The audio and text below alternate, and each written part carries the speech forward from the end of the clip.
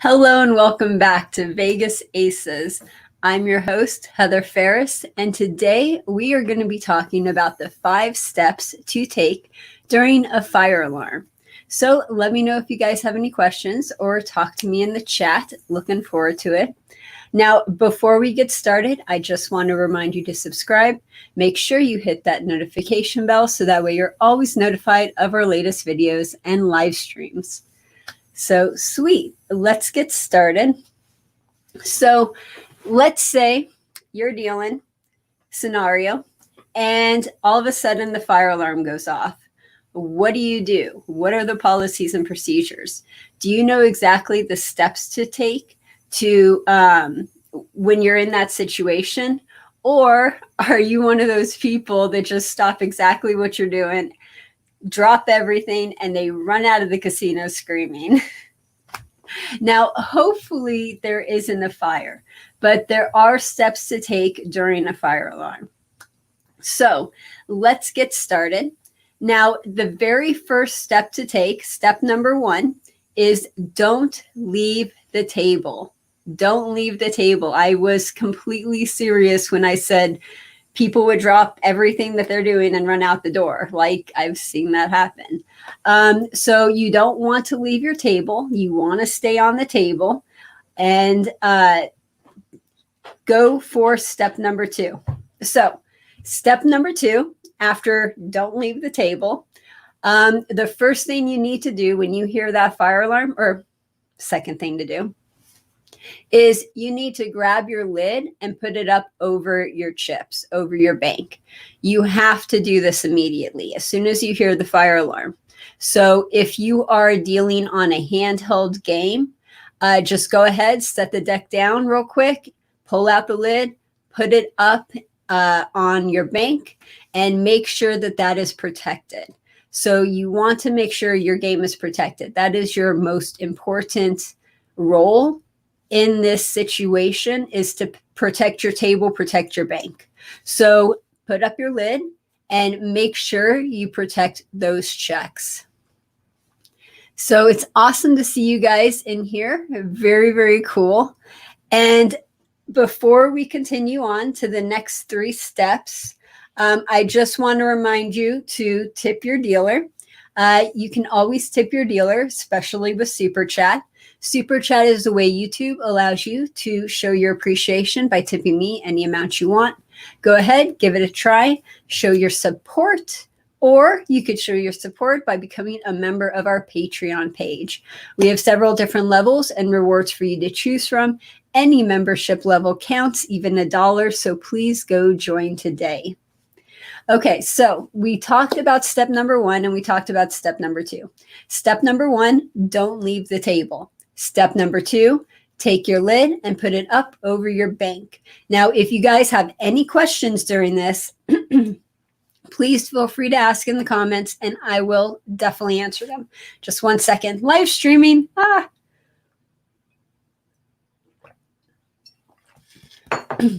Excuse me. Okay, so on to step number 3. Step number 3 is if there is an actual fire, if you see flames coming, if you have your floor supervisor tell you, there is an actual fire, then you must inform your players to evacuate. Again, between step number 2 and step number 3, there's a lot of waiting. You're basically waiting to see if the fire alarm is a false alarm or if it's real. So step number 2, you're sitting there, you have your lid up over your bank, you're protecting your table, and you're waiting to find out if the fire alarm is false or if it's a real fire alarm. So step number 3 is if there is actually a fire. If there's not a fire, they'll let you know. You'll put the lid back where it's supposed to go, and you'll continue dealing like normal. But if there is a real fire, we go on to step number 3.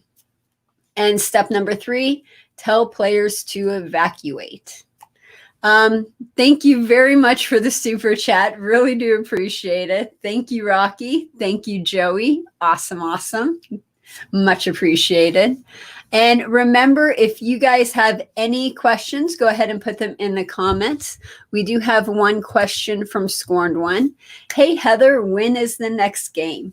So we are going to try something a little different. We don't have any games planned right now, but we do want your suggestions. So if there's something you want to know, if you want me to touch upon, if you're having trouble on something and you want me to do a video on it, or if you just want me to do a video on something, let me know in the live chat or in the comments below. And we're going to be doing those type of videos for a while, see how that goes. So when the next game is, I don't know. We're going to be doing that for a while.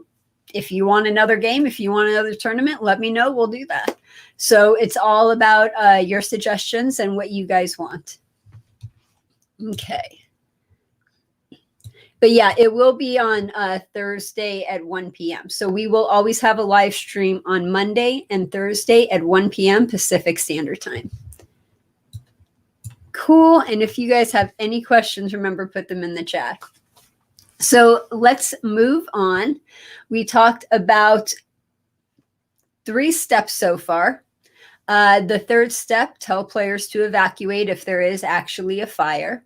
Now, step number 4 is wait for the manager.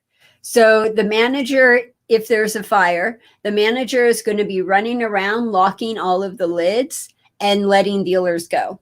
So that's what you're going to be waiting for. You're going to wait for your manager to come by, lock the lid. You have to clap out, of course, and they'll tell you what to do next. So that is step number 5. So step number 4 is wait for the manager. Step number 5 is you lock your lid, you clap out, and you follow the directions from the casino manager. Usually they'll tell you to evacuate as well. They'll tell you where everybody's meeting. Like, for example, all the dealers are meeting next to parking lot number 2 on the west side or something like that. So you would go there and you would evacuate the casino, and then you just sit there and you wait until they tell you that it's okay and you could go back in. Or your casino burns down, one of the two. But anyway, let me know if you guys have any questions. Again, let's just review this real quick. So the 5 steps to take during a fire alarm is step number 1, don't leave the table. Step number 2, put your lid over your bank. Remember, step number 1 and 2, we're not sure if it's a false alarm or not. Step number 3, we actually know that there's a fire, so we tell players to evacuate. Step number 4 is wait for your manager. And step number 5, you lock your lid, clap out, and follow the directions to evacuate. Let me know if you guys have any questions. And also, again, too, if you have any suggestions for any future videos, please let us know. We do have one comment on here. So Joey says, the alarm goes off. 1, call the waitress. 2, order a drink.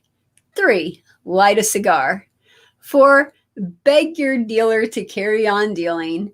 And 5, put your head between your legs and kiss your ass goodbye because it's too late to get out. Oh my God, that's hilarious.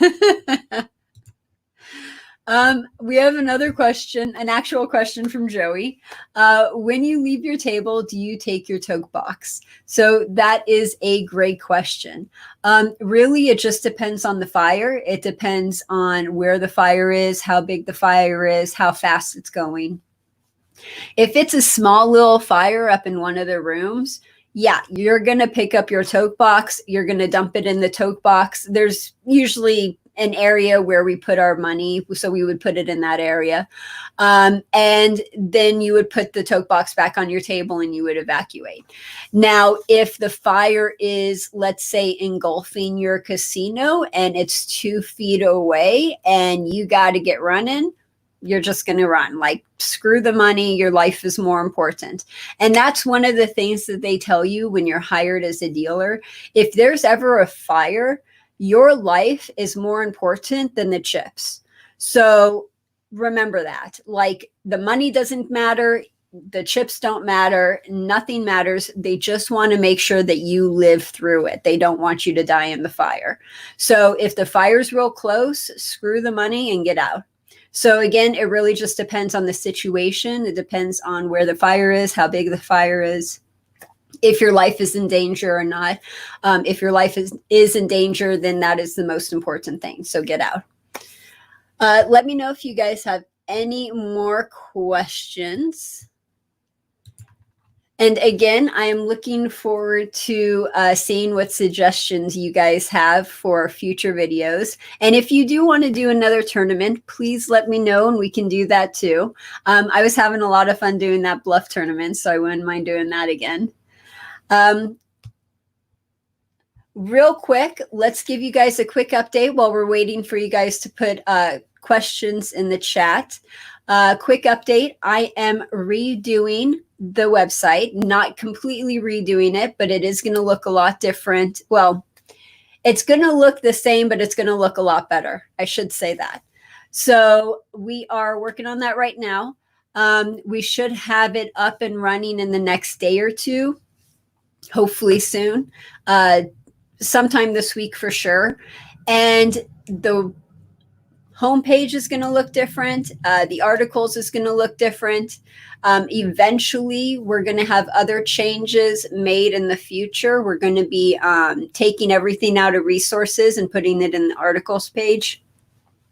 We're also going to be adding 2 new sections in there, one for courses and one for new games. So that way you could see all of the new games that are coming out and how to play them and that type of stuff. So we have a lot of new articles too, by the way. So we have a lot of new stuff for you, new content, everything like that. And by the way, everything that I've done on YouTube for like content and videos, I haven't put up on the website yet. So we have a lot of backup to catch up to as well. So we got a lot of stuff to add. I'm looking forward to that. Okay, let's see what your questions are. Braden, casinos, don't die. Okay, sign here. Braden, you're so young and you're already cynical to like corporatism. But you're right. That's capitalism for you. Not corporatism, capitalism. Oh my God, I can't believe I said corporatism. Jesus. Okay, so Scorned One says, how do players cash out if the casino burns down? So that's a great question. So while we're sitting there, and also too, like I said, it depends on the fire. If the fire's right there, we'll know it. We'll know our lives are in danger.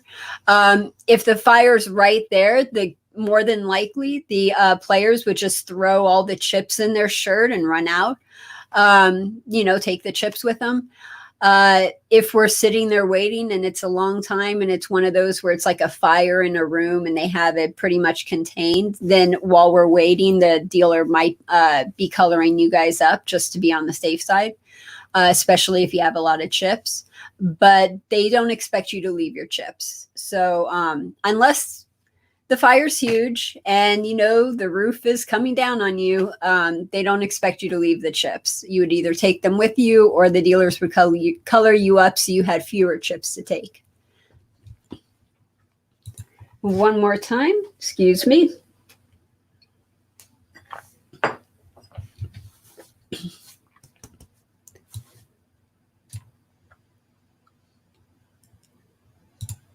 Okay, so here's the new question. Why do so many people try to come up with new table games when it looks like no one picks them up? If you get your game picked up, is the reward like hitting the lottery? So that is a great question. Yes. Being a table game inventor is extremely difficult. It takes a lot of time. It takes a lot of money. It takes a lot of effort. You have to market it just like you're marketing a product. And therefore, there's a lot of work that goes into it beforehand. You don't even know if the casino is going to like it or not. If the casino does like it, if they put your game in their casino, then what typically happens is the casino will pay that table game inventor a monthly fee for that game. And that monthly fee could range anywhere from, depending on if it's a side bet versus if it's like an actual real table, it could range. And again, the table game inventors make the contract with the casino. So whatever price they set, if the casino accepts it, this is just a range. For a side bet, it would be something like $200. And then for a table game, it could range from $400 to $800. And that's for one game per month. So if you have a casino that has, let's say, three card poker games, they're paying that. 3-card poker is pretty good. So I'd probably say, like, let's just say $500. You're paying $500 per table. And this, I don't know how much they're paying for 3-card poker. I'm just using that as an example. So that would be $500 per table. There's 3 tables, $1,500 for that one casino. Now, if you have it in 100 casinos and that's per month, yeah, it's sort of like hitting the lottery. But only 1% of table game inventors will actually get their game on the level of 3-card poker, Ultimate Texas Hold'em, high card flush. But when you do get it, you get it big. Now, high card flush is one of those games that's really popular right now. If you guys didn't know this, excuse me, for some reason, my throat's going out. So, before before high card flush became popular, it was just sitting in a corner somewhere in a casino. Like, nobody was playing it. Nobody liked the game. It was, I think it was several months, maybe a year or more, where it was just not doing anything. And then who knows what happens, but it just exploded and now it's everywhere.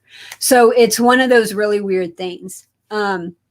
And again, being a table game inventor is just like creating a product and putting it on the shelf. There's a lot of money and a lot of time and a lot of effort to get that product on the shelf for you to buy. So same thing.